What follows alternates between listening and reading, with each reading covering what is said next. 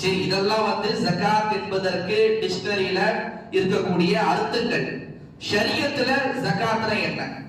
ஷரியத்தில் ஜகாத் என்ற வார்த்தைக்கு என்ன வரைவிலக்கணம் கூறப்படுகின்றது? மார்க்க சட்ட கிதாபுகள் எழுதுவாங்க, ஜகாத் என்றால் குறிப்பிட்ட செல்வத்தில் இருந்து குறிப்பிட்ட வகையினருக்கு குறிப்பிட்ட அளவு கொடுப்பது.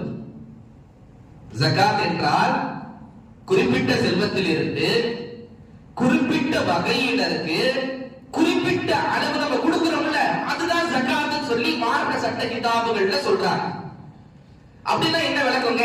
குறிப்பிட்ட செல்வத்திலிருந்து. ஜகாத் என்பது எல்லா செல்வத்திலையும் கடமை இல்லைங்க. அல்லாஹ் தஆலா ஒரு சில செல்வங்களை சொல்லி காட்டுற, அல்லாஹ்வுடைய ரசூலும் அந்த செல்வத்துல மட்டும் தான் பாத்தீங்கன்னா ஜகாத் கடமை.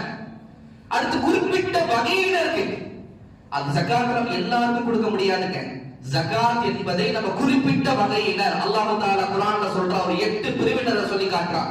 அந்த 8 பிரிவினருக்கு தான் நம்ம ஜகாத்துடைய பொருளை நம்ம என்ன பண்ண முடியும்னு சொன்னா செல்வத்தை நம்ம கொடுக்க முடியும். அப்ப அதான் குறிப்பிட்ட வகையினருக்கு குறிப்பிட்ட அளவு கொடுப்பது. 2.5% நம்ம சொல்றோம்ல, அது அந்த குறிப்பிட்ட அளவு.